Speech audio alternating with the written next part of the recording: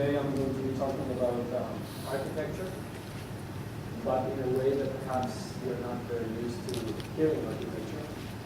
Mainly because I understand architecture as being much wider than the tradition of just building houses or spaces, but also everything that is related to the landscape, or that's literally the built environment that surrounds us. And I'm going to very shortly talk about myself. I was born in Spain, but I live in Copenhagen, now in Denmark. And I was trained in Bartlett in London, and since then I've been working for Norman Foster in their university for the past 10 years, but now I'm focusing on my own practice. At the same time, I teach at the Bartlett School of Architecture at the Royal Academy of Architecture in Copenhagen and in Lund in Sweden. And in a way, those three areas for me are very important because they inform the architecture that we practice.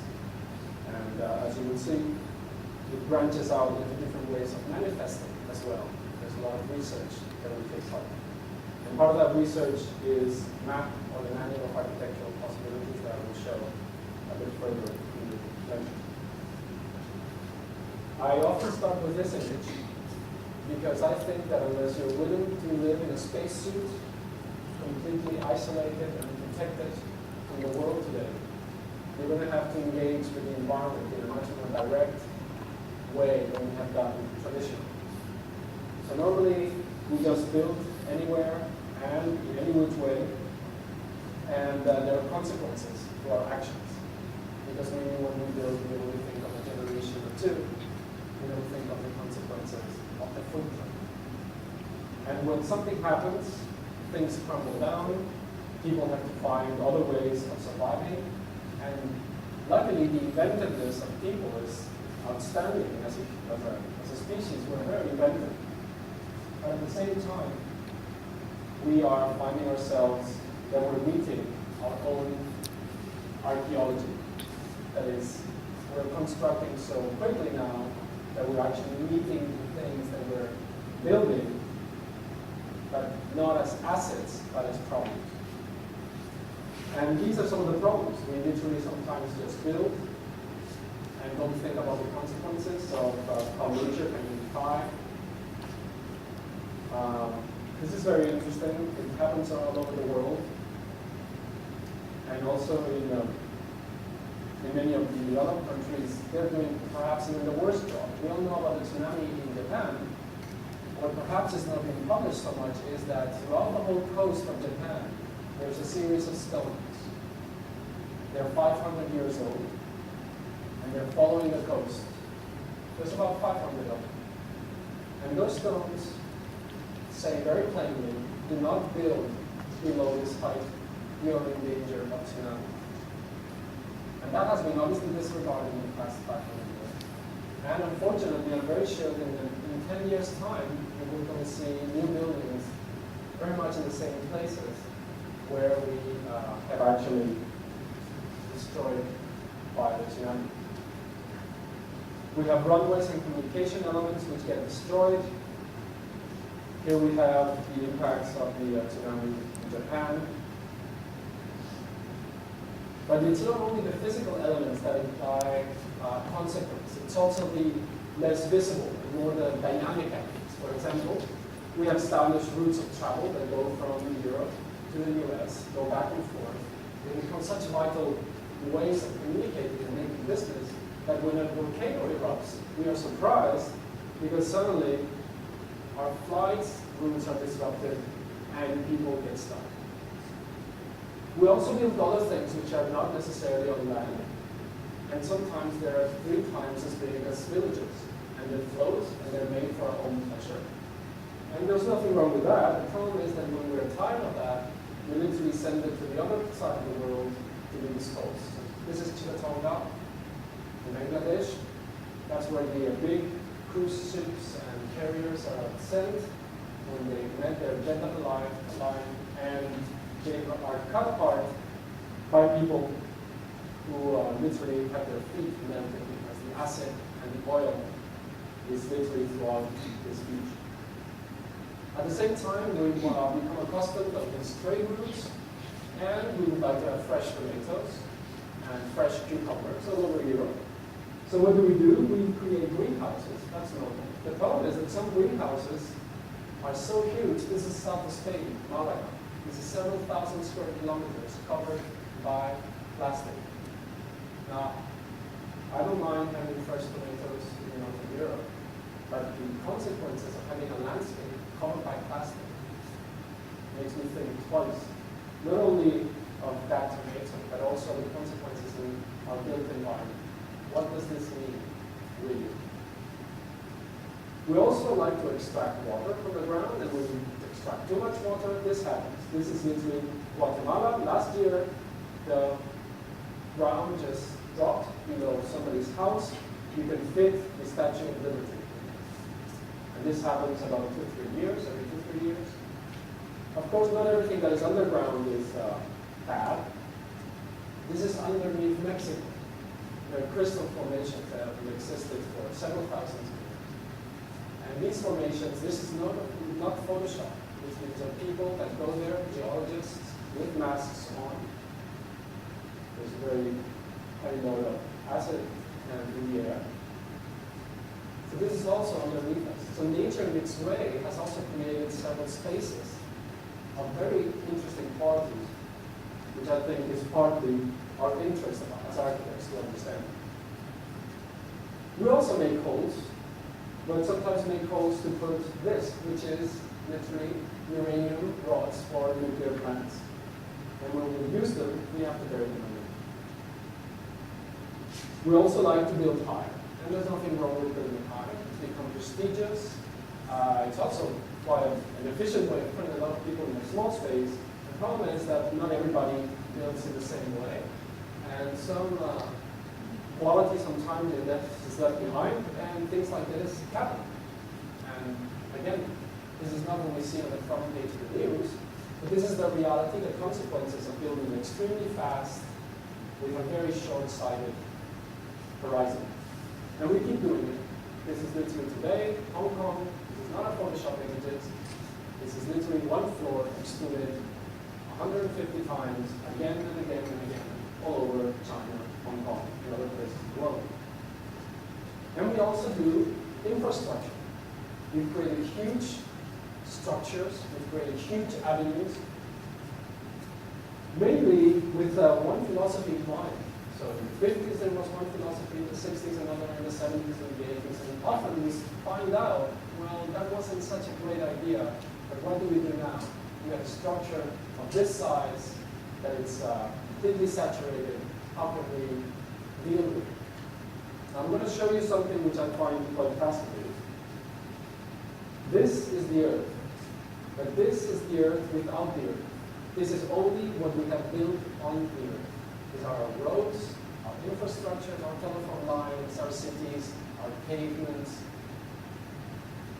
And it's quite fascinating and scary at the same time that we've created a layer, an anthropomorphic layer, a layer made by man, which is almost of the same surface and density as the Earth itself. Again, it's very difficult to avoid. I'm not a person that says we have to go back in time or live in a tree. Nonetheless, every single action that we take can perhaps have different resonances. So I'm going to talk about some projects that we do at our studio. And many of the projects that we do are not building projects. Some are building projects, some are research projects, and others are critical projects. But all the projects that we do want to challenge the status quo. We want to challenge the way things are. And many are very critical, ironic, and even sarcastic. And I think that's a vital attitude in architecture, to make evident what we're actually doing and to turn it upside down. In other words, to think differently. And I firmly believe that what is possible is much larger than what exists. So the Urban Link is a project, was a competition, an international competition about a high-rise. You had to build a high-rise. And the high-rise has a very specific history. It literally started by the birth of the elevator. So literally something as banal as the elevator has given the shape of skyscrapers, and that's why they're vertical. So this thing, which is just a shaft that allows us to go from one floor to the other, defines how a building typology should be. Literally a straight line. Which is fine, but the thing is that a straight line ends in a dead end. It doesn't go in. Normally roads take you somewhere. If you start walking, you're going somewhere. Seldom are you forced to just trace back down. But here you go many floors to just go back down. And it becomes more private, more exclusive, normally more expensive. So we wanted to challenge this idea. If you have to build skyscrapers, can it be something a bit different? Something that gives something back to the city, at least. Not only as the icon of the investor, of course, which is part of things get built. So we said, well, what happens if the skyscraper goes back down? What happens if the skyscraper takes you to another place in the city? If it allows you to go over a river or different areas in the city, or maybe you can use it as a transport system, which will be quicker than the taxi, or maybe the existing public transport system. So we wanted to rethink the skyscraper as a way to be private and public. So what we did is we took a site in New York, one of the icons of the high rise, and we wanted to link across the Hudson River to Hudson's Point. And we can see here it's next door to the UN building. And mainly because the other area on the other side of Hudson River is completely desolate. You look at a great skyline, but they're having difficulty taking people to the Hudson area, although there's a necessity of transport to all the people that reside south of Hudson, of Hunters Point. So this is the link that we did. We pushed it towards the high rise and lowered it towards the low rise, and we worked together with Arab engineers and said, well, how could this be possible? Could you do a structure like this and make it whole? And they said, well, there are possibilities. First of all, you have to rethink how you move. And I said, okay, well, how about using gondolas? The problem, of course, this building is not straight. This building is a curve, so you can't use elevators. Elevators which are the same element which skyscrapers have become a slave to. But today, the gondola not only does it travel at any different angle, but it moves 3,000 people an hour, which is about the same amount as elevators. And not only that, it can withstand winds and strong temperature changes as they have to do in the mountains. So you have a very robust transport system ready for you that can allow you to move through the building. So you can use it almost like a transport system. Along this transport system, there are several stops that allow you to stop at public areas, a park, a restaurant, a shopping area, a cinema area perhaps. Now, structure, we collaborated with Arab, and they suggested that the only way to make this viable would be to work with different directions in the load. So you have a load that goes through the arch, and then a load which is carried by literally a weave. And here we see how the nodes intertwine and how the points would meet the floor plates. And they calculated that this is a structure that will hold. What's interesting as well is that visually it has different perspectives. So from one screen you would see this building, fronton. And then from another angle you would see which would be arch. Here you can see a couple of the sections, how the first would be hotel and offices. And then you can see where there's stops which have triple or four floor heights. And then the top becomes very interesting. When we started to section that shape, it gave us this very interesting typologies. Here we can see how it goes down, and how there's perhaps even a forest or a garden at ground level. Now, these are the different sections that you get when you cut this arched building. And here we can see how you house from a park to an open plan office to some apartments. And even some cinemas. And here we can see how the trolley and the gondolas would go past the structure. And here at the top, as it cuts through, we can imagine these plates along for shopping and perhaps for some restaurant. Now, of course, the idea of the project was to challenge the existing tradition of the skyscraper. Close to weaving, we decided to look at weaving a little closer, so I got a research grant to go to Japan.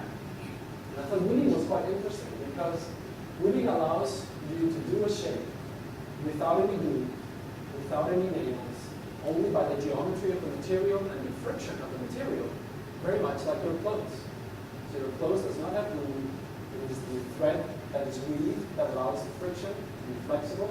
But if you make a basket, that goes up in scale, and the rigidity of material allows you to carry very big loads. And again, what I was fascinated in is, can these structures be made larger? Can these structures be actually spaces? And not use any glue, not use any nails, which means that you can reuse the elements 100%. So I went to Japan and talked to these weaving artists, and they had a huge range of different weaving techniques that allowed for different purposes. What was interesting is that many had left the functional aspects of weaving and explored the spatial or the artistic possibilities of weaving, which made them explode their possibilities in weaving. And you can see some examples here of these marvelous functionless but amazing forms. And of course, when I was with them, I thought, it's amazing. If I was this small, I would be in this amazing space. And one of them actually had architecture books as inspiration, and I was an architect trying to get inspiration from them because they were weaving. So what I'm trying to say as well is that getting in touch with disciplines that have nothing to do with architecture can inform and enliven architecture. Now traditionally we stack things on top of each other, or we cast in situ, or we weld different elements. There are the three main groups of building. In some way or another, you can categorize them in these three groups. Now what I wanted is, can we add a third? Can we add a way of making a space, making a structure that is self-supporting? So we started to test these elements in our studio. Everybody had to learn to weave, and we went through different permutations, how they root to the ground. We would have to make some type of foundations. We could see that a specific pattern called Musude, which is an international pattern. Every culture that reads has this pattern. It is a three-directional pattern that creates a hexagon. And we were thinking, well, if you rotate the pattern, you can actually imagine that those ribs could be varying ribs. Maybe there's different thicknesses to it. Now again, what's important to learn is that this is not a structure that is welded. Our intention was to make a structure that was self-sustained only by weaving. We also found out that the more that you curve the structure, the stronger it becomes, which is very much the opposite of structural traditions, right? So this works because the lower bearings are orthogonal. This actually works better. The more that you curve it aside, the more corners that you create, the stronger it is. So we started to go on to one-to-one and started to test different materials. And this is laminated wood, where we started to flex it, and the friction was incredible. They were very strong materials. And then we said, well, if we had to build something small, what would we do? What shape would we do? What's interesting is to try and test a single surface shape. And the more that it's a single surface, the easier that weave can actually cover it. So we took a torus, and this torus, through a program that we devised, we tested weaving. Now, there's a small, longer story to this. I thought, hey, we create a plugin for Rhino. We generate a series of components, and we test how many weaves we would have to do. We then unfold it, name it, coordinate it, print it on a one-to-one, and then fold it back. Now, obviously, it did not work because materials have their own properties, and they expand. And when they start to weave, it's almost impossible to calculate how much they will deform, and then the center points will always be shift and shift and shift. What we did use it for, and it was very useful, is to see the density. It could allow us to see how dense those weaves were. So when they were densest, we knew that we could weave them, so they were not overlapping. What's interesting is it allowed us to also peel some weaves away and find out that one single weave goes several times around that shape, and that's how you can carry the forces around in such an efficient way. So we defined and gave it some scale, and we started to test it in the studio and try to see, well, how would we weave this? Would we make a scaffolding inside and then we would start to weave it, or what would be the process? Now we made a small one-to-one 100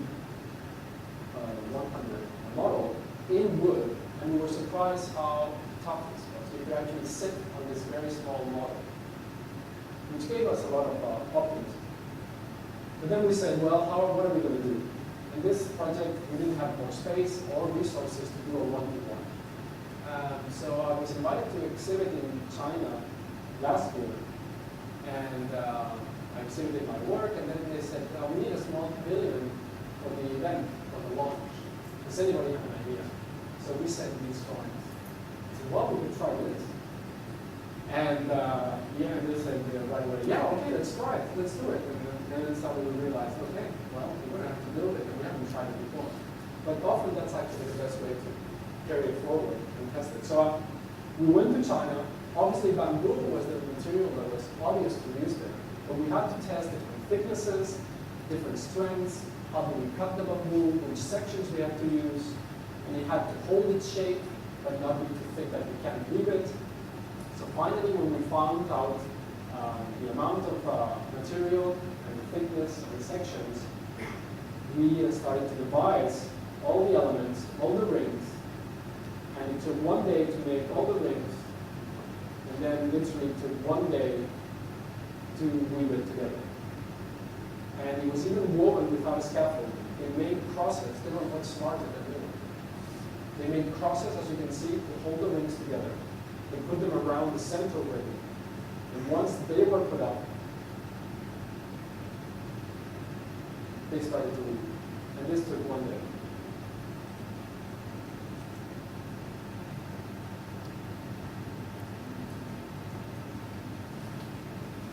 You can see how this structure, very solid, could then be covered with a more or less rigid material.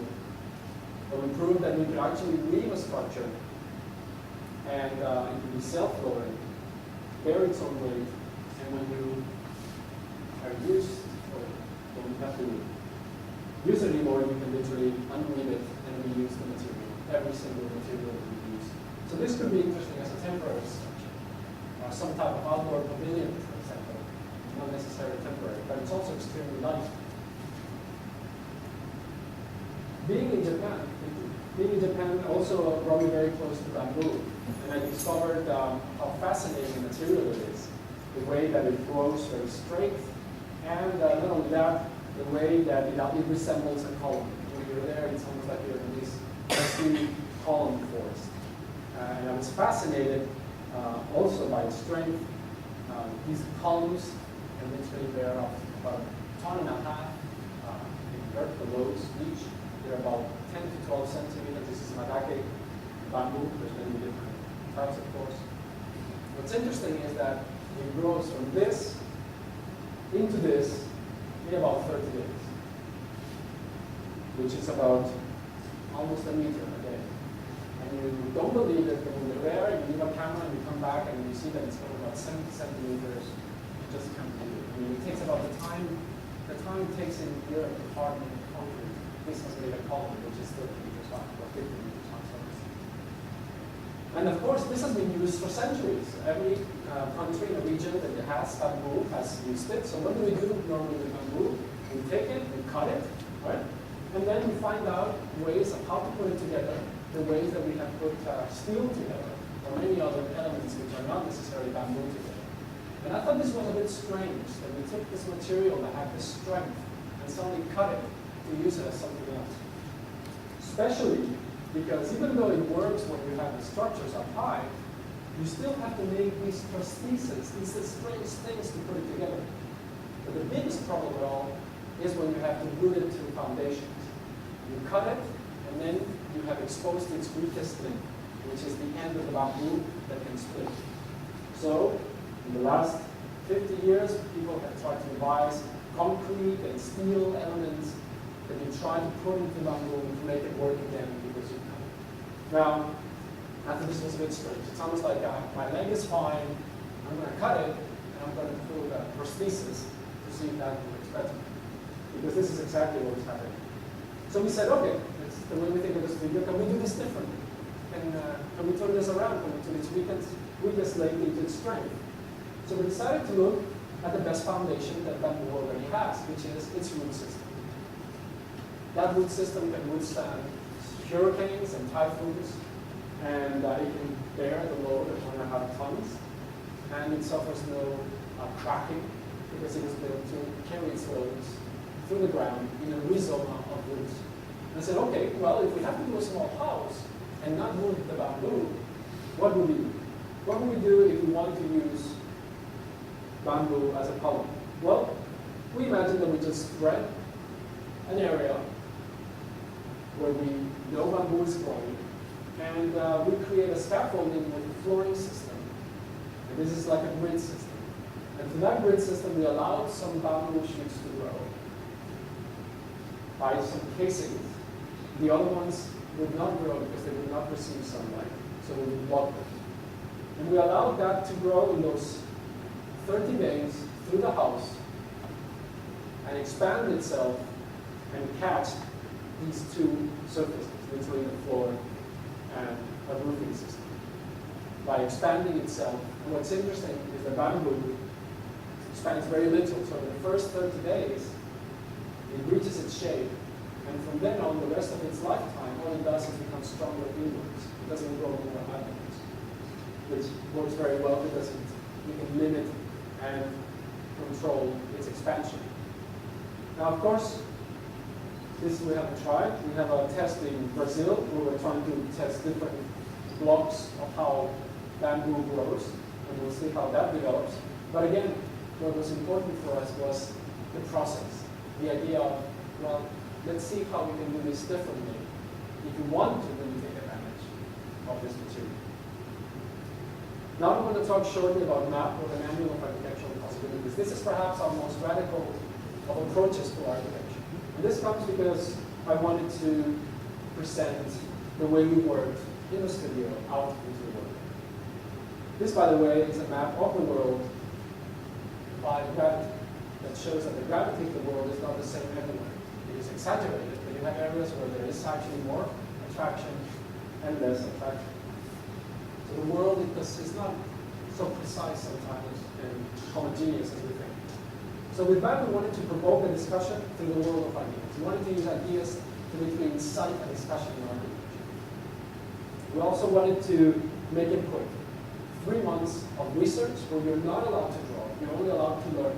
And this is always in collaboration with scientists and institutions regarding a subject that we choose. And then 3 months where we select some questions and we challenge those questions through the language of architecture. We didn't want a book because it's too heavy, too big, too difficult to produce, but we didn't want it to be a magazine either, because magazines are linked to fashion, that is, to the times. And we wanted something to be more of an archive of knowledge. Yeah, I'm going to do it. I can show you its format.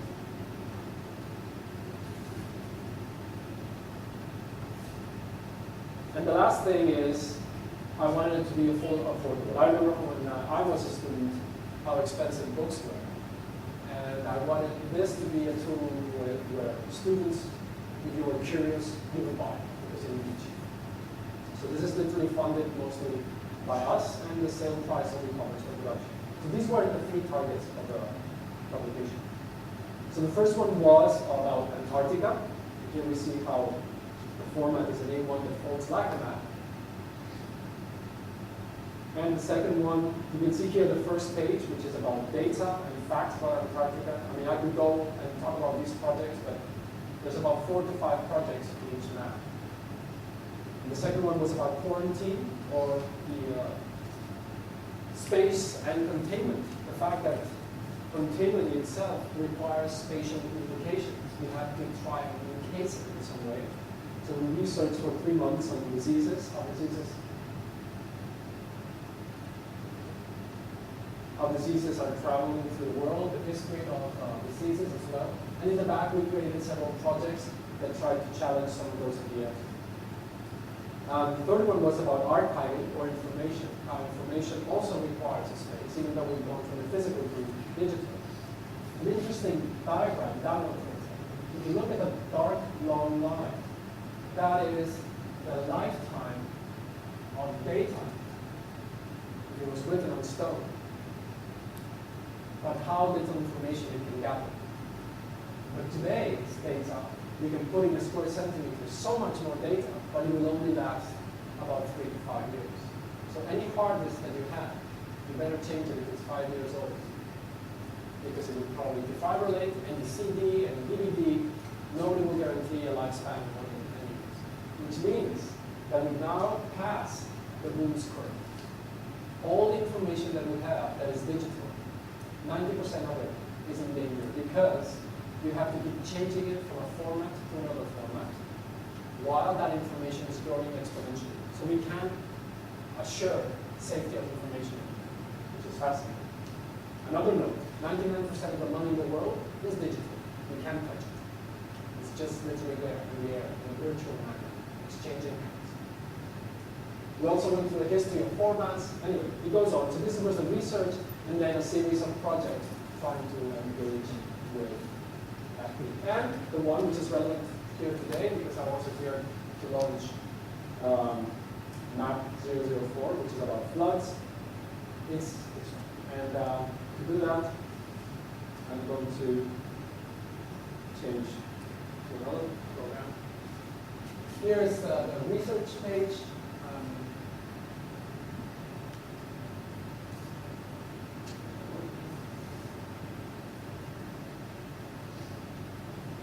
Here we see how we researched into different cities and how they would be influenced by flooding at different depths. The resolution on your screen, unfortunately, doesn't pay justice to the publication. You can take a look at it afterwards. Also, we measured the size of some of the implications if the water reached about 6 meters. This is an amazing chart. This is literally it's a collection of all the floods, all the flooding incidents of any type since 1975. And it has created a map, a world which is only about flooding. We also collected different ways in which humans have tried to control water. We have huge containers that have been placed around the world. Literally underneath Tokyo, you have cathedrals which are empty. They're just there ready to take monsoon water when it rains. You have in Holland huge barriers which are hundreds of kilometers long trying to control the waters. We've also charted the position and direction of different floodings. And also this map, which is quite interesting, is a map of the world by permeability. So it shows different areas of the world and how permeable they are, how much water they can absorb. If that is a vital factor in the production of floods. And these are some of the projects that we made. One was the Venetian Dam. Now, we think that the idea, right now in Venice, the Laguna of Venice, it's quite large. They're doing these dam doors. They're doing these doors that you elevate when the tide is high. Now, we've been there with our students last year in November, December, with water up to here for a week and a half in Venice, once a day. It's amazing how that city, that is almost another lecture, that we talk about how that city resolves its flooding almost daily by floating markets, the parents take their kids in a boat. But the thing is that those gates are only planned to last for about 50 or 75 years. They're costing in the order of 25 billion euros. And we think that it's quite an absurd investment when you're not really going to do something like it. Now, maybe we should just let Venice sink. Maybe it's absurd to try and save it. If the waters are going to rise, let it sink. Maybe times it's happened through history. But we said, if you really want to keep it, the only thing that you can do is create a dam. Create a buttress dam around it. You can see a section above where the waters would rise on one side, Venice would keep its level low. You would have all the services that now are congesting Venice, like the ferries and all the different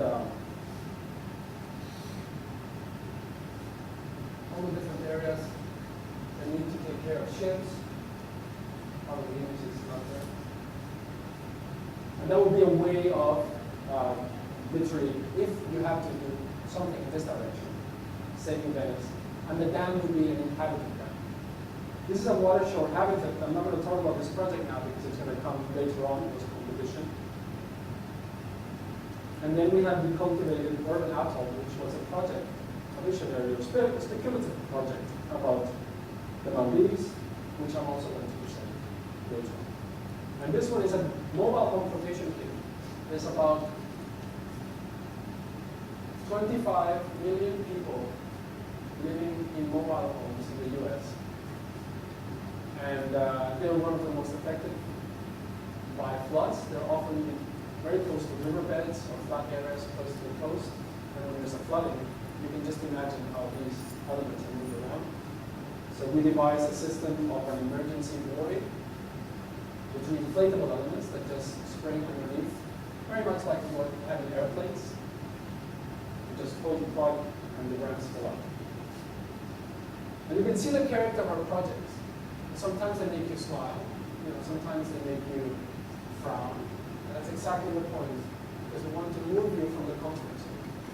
Because, and I say this to my students and to the people in architecture, if what you're doing is easy or it seems comfortable while you're designing, you're absolutely doing something wrong.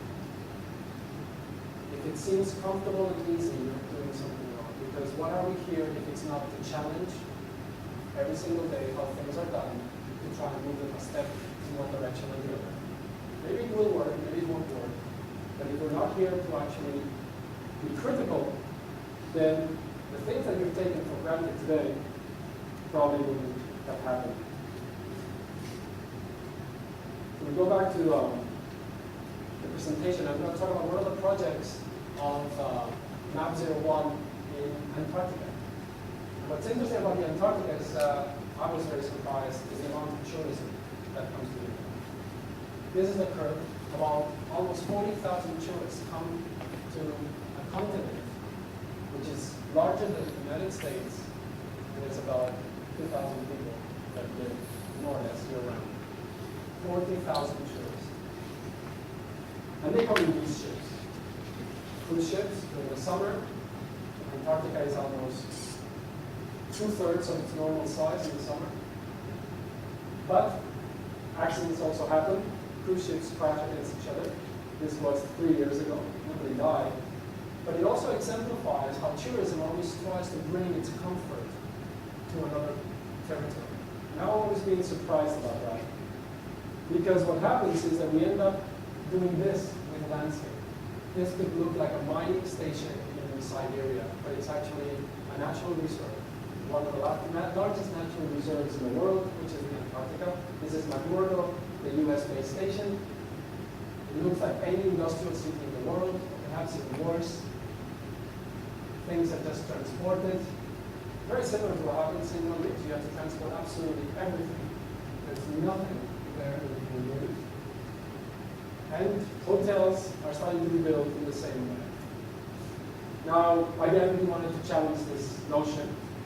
And we said, well, if we had to accept tourism, if we had to do a hotel for tourists, how would we do it in a way that we thought, in a way, did not make the landscape suffer? So we looked at what is it that we have. And what we have is a lot of snow and ice. What's interesting about snow and ice is there's this shelf. From the center of the Antarctic, ice moves slowly, literally about 1 meter every 10 years in the center, but when it reaches the edge, it moves 1 meter a year. It starts to go quicker and quicker and quicker and quicker. And when it reaches the sea, it becomes these plates, which are about 50 or 40 meters high. And we thought this was quite fascinating. Here you see some of the main ice shelves. And what's interesting is that some people have thought about them as well. They said, hey, it's insulating, so let's just build something and cover it with a bit of snow. And this is the UK base station in the 70s, Halley, Korea, I think they called it.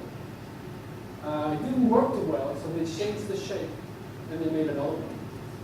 This is Halley 4, and then they just covered it with snow to use the snow as an insulation material. But the problem is that there are driftwoods in the Antarctica. It is actually the largest desert in the world, believe it or not.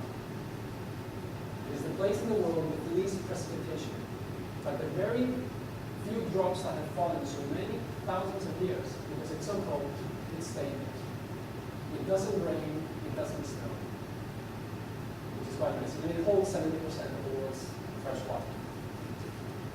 So of course they insulate it, and they just cover it. But there are winds, and these winds accumulate about a meter of snow every 2 years or so. Which means that after 5 years, Halley had been pushed 1 meter a year towards the end of the ice shelf and buried all these meters. What's interesting is they did that 3 times. And you think, why do you use the same system 3 times to literally lose a building and be spat out into the sea after some years? Well, they became a bit clever last year. Well, last time. Halley 6. They made an international competition, and it was won. This design was a sure thing. It had skates. So why does it have skates? Well, it has skates because then you can transport it, you can pull it, right? It looks very reasonable. And then when the snow starts to accumulate, you can lift 1 foot, push the snow underneath, and lower the foot. Everything that has to come to the Antarctica has to come by airplane or by ship. It comes to the edge of the ice sheet. The ice sheet then has to be carried out and then pushed hundreds of kilometers to the base station. The requirements of oil and gas and energy just to bring 100 square meters is the same as you would use in your lifetime. So they've been bringing pieces every year, and they only have a 3-month window to actually build something. The problem is that when you leave stuff behind, you have to seal it. There's something called spindrift. Spindrift is the snow being pushed by the wind, but the crystals are so tiny that if you leave a small hole of about a couple of millimeters and you come back, whatever space it was, it is completely filled with snow. And this is one of the largest problems with anything that is built there. It has to be sealed, completely sealed. So they have to seal these things, and after 4 years, they managed to do these. Now, I don't know about you, but it seems like it's getting buried in the snow again. So I'm not too convinced about this investment either. We wanted to just say, okay, that looked like a really good idea, but let's do something radically different. Let's leave any construction. Let's go back to the snow. Let's go back to ice. There's lots of it. Let's take an iceberg. Let's understand that it's layered. Let's understand that compact snow, because it traps air bubbles, insulates. Ice does not insulate. And this is me making an igloo. Now, igloos work because it's compacted snow. And it's amazing because once you make the igloo, you better make a hole in the top. Because when you sleep there during the night, it accumulates so much heat that it starts to burn the igloo from the inside, creating ice, and you lose the insulating power. That's how well snow works. And obviously, the Inuit and the Eskimo have been using it for many years. So we said, okay, let's try and use the compact snow. They have elements to cut it. They have to do this every time the ship comes because the planes can't reach the top of the ice shelf. And let's pick an iceberg. These icebergs are about 150 kilometers long. They circle around the Antarctica for several years and break into smaller pieces. So we said, let's take one of these. Let's take the machinery that they already have, which is everywhere, and let's understand what that machinery can. Now, when we started to look at particulars and excavators, we were fascinated by this diagram. It is the language of the excavator. It is the shape of the excavator. It is what it can do best. These arches and these circles. And we said, oh my God, what happens if we, instead of doing rooms like we normally do, we start to shape them with these machines under the ice. We allow them to dig underneath, push the snow out, and create a series of bolts. And together with the Antarctic Association of Denmark and Bureau of Engineers, we calculated loads and arches. That's why we have this kind of center column, and we span a maximum of about 50 meters, creating a central hall with branching rooms that branch into smaller spaces where you just take your sleeping bag. And this is not the Gilpin, this is not the Four Seasons. You are in the Antarctica, you want to be here as a tourist, get ready to freeze there. get ready to understand the conditions of the environment you're in. You're welcome as a tourist, but this is not your living room. So the idea is to create these accessory spaces. All you have to bring in is an energy infrastructure that can be solar power or wind power like they have everywhere else. Those could be containers, and they can be placed in specific places that are needed, also toiletries and so forth. A lecture room to inform the tourists visit. What was interesting is then that the Archaeological Institute came up with these images. Now these is the Antarctic, but these are heat vents for some of the volcanoes that you find in the Antarctic, melting some of the spaces underneath and creating these holes. So what we were designing, nature had already been doing by serendipity, by accident, creating bonds that already are done. So we said, great, maybe this is even possible. And what's best is, when you abandon the place, everything just becomes water. Another project is the water shore habitat. This was a competition, a more pragmatic project, which we won. It was made an international competition made by UNESCO and the city of Rotterdam. And their brief was very simple. We want to develop an area in our harbor and make it resilient to water. Resilient meant that if it has to flood, it has to still run. And we said, well, great, let's do something that it allows to flood. We allow it to flood. What's interesting is that the harbor has this finger plan, and it's very exposed to the water. So the perimeter around the sites allow you to be very close to the water all the time. So we devised the project into 3 different areas. One was landscape, one was building, and the other one was service, floating service. This is the harbor. Oh, by the way, the previous image is Holland and Holland with the Dyksburg, which happened in 1953, killing about 3,000 people. So no system is safe. This is the harbor of Rotterdam. You see different developments in different areas. Of course, the harbor, the industrial harbor, as usually in any other city, is being pushed out. And here we have the different connectivities to the water.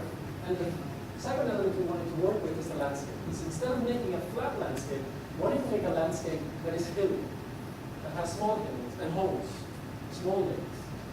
That means that if there's a flood coming, it's like a silent alarm. You can see that the water is rising in those holes. You can collect